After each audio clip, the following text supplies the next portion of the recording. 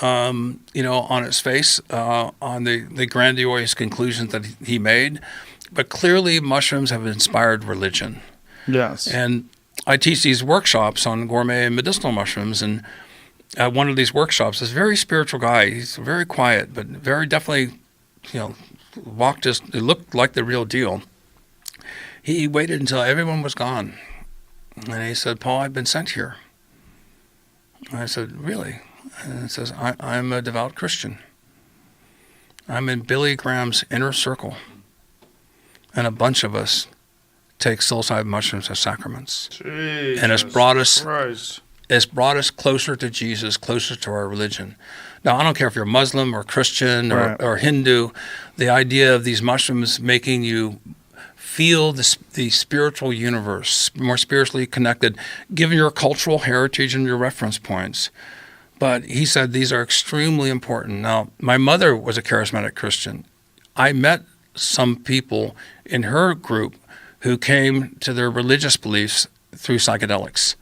Don't do psychedelics now, but that was their portal. They had their big revelation through psychedelics. So the connection between psilocybin and magic mushrooms and religion, I think has a lot of credibility, and there's lots of great examples of that.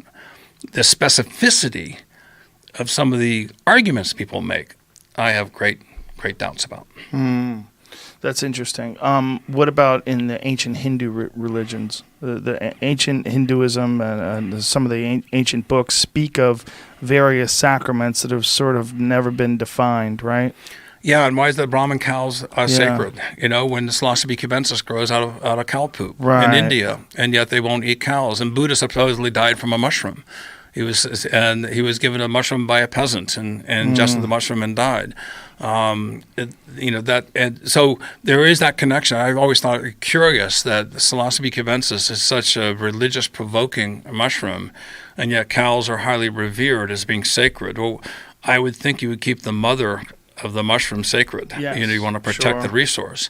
But again, these are at times when fables and parables and religious rites were controlled by the cognoscente, and they were the gatekeepers of knowledge that was too powerful for the general population to understand or appreciate, and so they protected that knowledge. Right. And that's the rule of most religions, is that the inner circle, holds the keys to the kingdom. And what's happened with Orthodox religions is they create institutions where you have to pay tithings in order to have a gatekeeper to have a contact with God. And that, I think, is the problem with monotheism versus polytheism. Jack Herer, before he died, was working on a book about psychedelic drugs, specifically mushrooms, and religious experiences. And he had some really crazy old paintings that he had found that showed people that were naked, seemingly dancing in ecstasy with a translucent mushroom around them. And the idea being that this was supposed to, this image was supposed to represent someone who was tripping.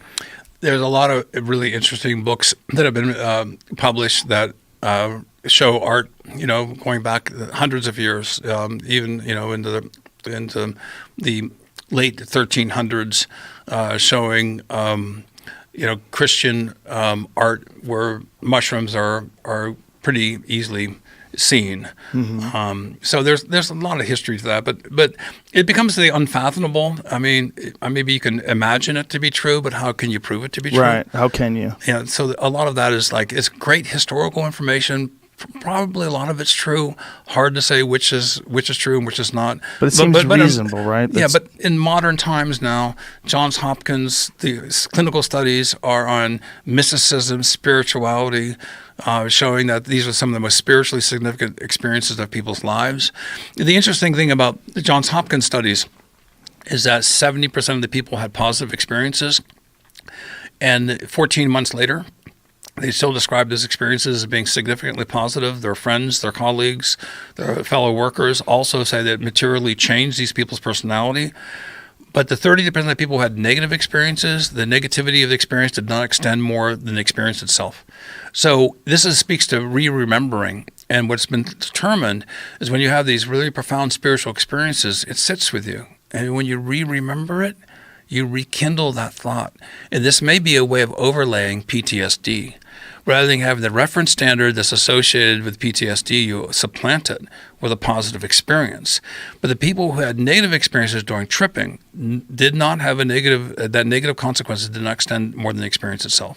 So this was a profound insight. And so John Hopkins, Roland Griffiths just emailed me recently. They have other clinical studies that are ongoing, looking at one of which just got published on meditators given placebos versus getting high doses of psilocybin, and then measuring the consequences of those experiences months or a year or two later. And again, the same thing is reinforced. These psilocybin mushroom experiences create a positive reference point that you can capitalize on by remembering them subsequent from this experience by not even having to take the mushrooms again.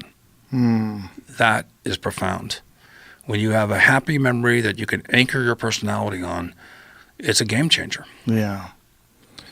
I wonder if we're ever going to see in our lifetime centers where you can go and a trained professional can guide you through something like this. It's happening now. Is it? Yes. The California Institute of Integrative Studies, and based in San Francisco, is training therapists. In Canada, there are therapists. In Europe, there are therapists. There's training programs now in psychedelic therapy. This is something that it has a tremendous momentum. Indigenous peoples have a really nice structure. Many of them do, not all, but many have a really good structure for the responsible use of these substances. Us that are displaced peoples, and I would call us European-based people and many other people displaced, we don't have the same constructs historically that we can operate within. And so the psychedelic therapist movement is huge right now. Canada is leading the way. The Canadian government is very, very positive towards psychedelic therapy because of the opioid crisis and because significant results. There's another movie this has come out called Dosed, and it tracks a heroin addict, a young lady in Vancouver. It is a heroic movie. It is not one of these.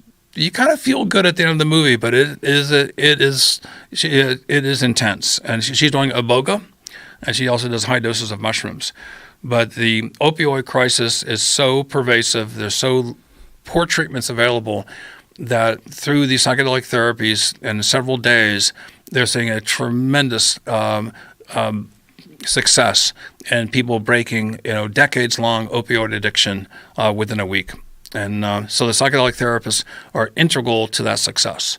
And so there are clinics now arising all over the world for this, in Portugal and Mexico and Spain, in Jamaica. The clinics are arising specifically to meet the needs of people who are trying to get these legally so they don't get in trouble with the law. So in Portugal and Spain and Jamaica, for instance, these are legal. Many of these substances are. Well, what gives me a lot of hope is that everything seems to be trending in a positive direction. Like all these things that you're saying, your own personal experiences from TED from 2008 versus 2019, all these different treatment patterns or pathways that are available now to people that were never before, and that we're starting to see an acceptance overall, just the general population. People understand what this is, and that this might literally be the cure to what ails us. And for people out there who have not gone on a deep psilocybin experience, this is very important for me to emphasize. And after you do a heroic journey of psilocybin, the next day, when you look at those mushrooms, you say, no way, dude, I'm not touching those for a long time. Give me 6 months, I'll come back to them. They're anti-addictive by their nature. Because it's so powerful. So powerful and profound, and you've gone through the gauntlet and back. Yeah. You're not ready to do it again. And so how many drugs that can have such a dramatic impact that are non-addictive, that can break addictive cycles with other drugs? Right. I think this is a great gateway opportunity for solving many of the ills of our society. I couldn't agree more.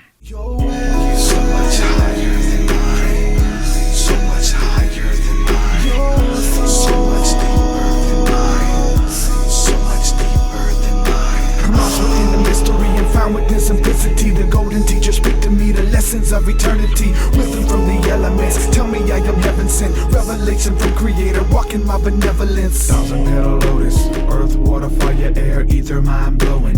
Energy is flowing as the third eye is open. Where we focus the antennas, where the energy is going. Knowledge of the golden, we're pressed like a